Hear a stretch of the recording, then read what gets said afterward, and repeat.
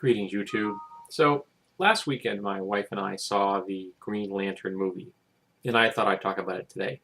This isn't really going to be a review, but I am going to discuss the film in somewhat deep detail. So, if you haven't seen it and you don't want anything spoiled, you don't want to watch this video until you've seen the movie. Okay, everybody else who has not want to have it spoiled is probably gone by now. Well, I think that the casting of Ryan Reynolds in this role was perfect. Ryan Reynolds is charismatic, he's likable, he's pretty. He meets everything you need to meet to play this character. And I think that his introduction was pretty decent. You know, this kind of devil-may-care test pilot kind of guy. That was just fine. The kind of guy that will break rules, and yet he's still got some commitment phobias kind of thing. I think that was fairly well set up.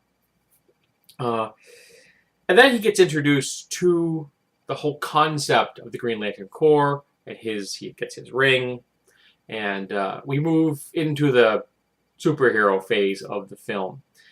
Now, in the intro, they talk about the Green Lantern Corps itself. They discuss the fact that the Green Lantern Corps is based in Oa, this centralized planet, and it is run by the Guardians.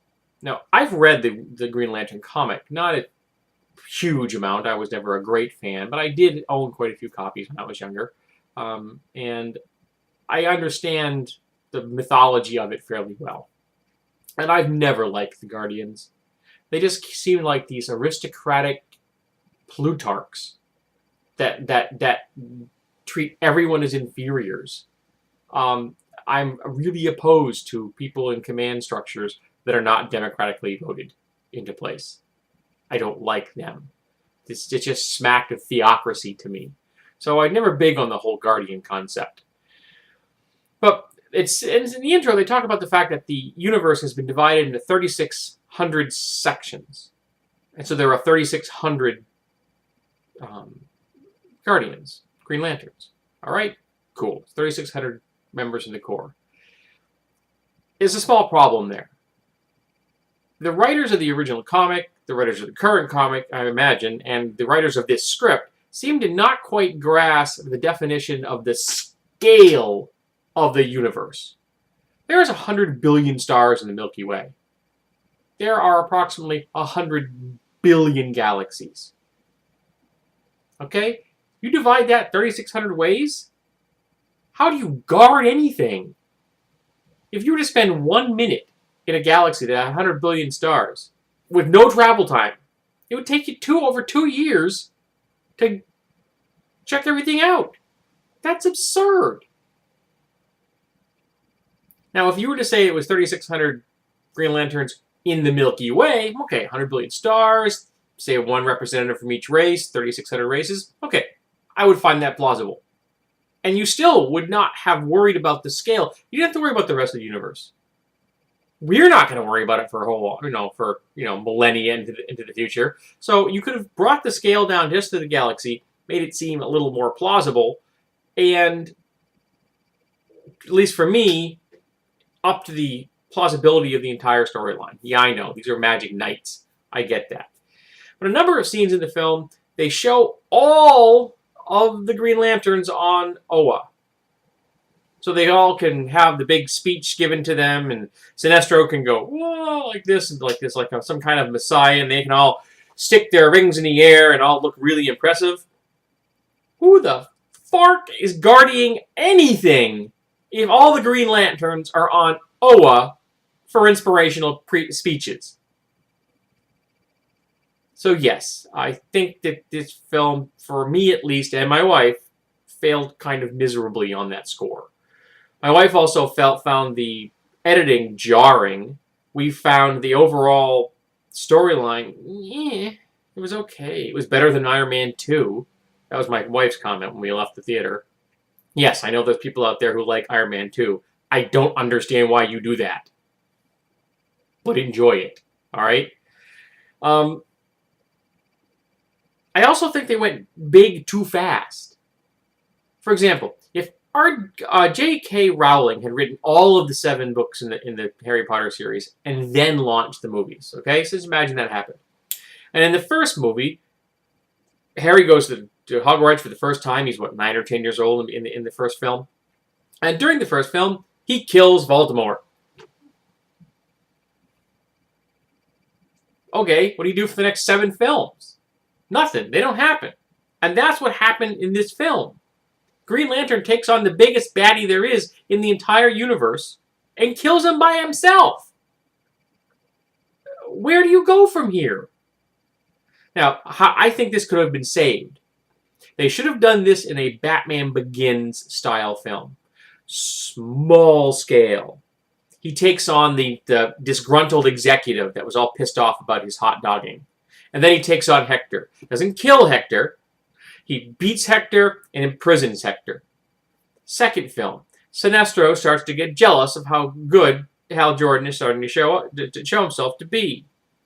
Eventually, Parallax, who's been out there gathering power very slowly, contacts Hector, breaks Hector out. Now, Hector becomes the main bad guy for the second film, and Sinestro starts working into the film. You do some kind of, Empire Strikes Back thing. And then in the third film, we've got Sinestro and Parallax. Big finish. Hal Jordan looks like a hero. Sinestro may survive in the third film. There you go, a foot in the door for the fourth. Sounds good to me. And you'd have a storyline that built to a climax, as opposed to a story that went and when it's off the scale.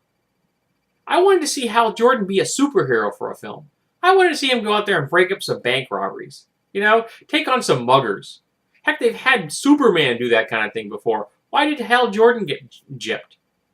Another thing is they introduced a great character. Ryan Reynolds did a great job of representing to me Hal Jordan, and yet his development seems skewed. He became a hero faster than I think he should have. And in addition, there's a scene where he's like holding off the bad guy, and he gives the speech he says the oath, which is cool. It fit the scene perfectly. But there's no Hal Jordan in that scene. I wanted to see Hal Jordan in that scene. In a very similar scene, Spider-Man finds himself holding up a wall in the second movie. Okay, it's a dramatic, powerful scene.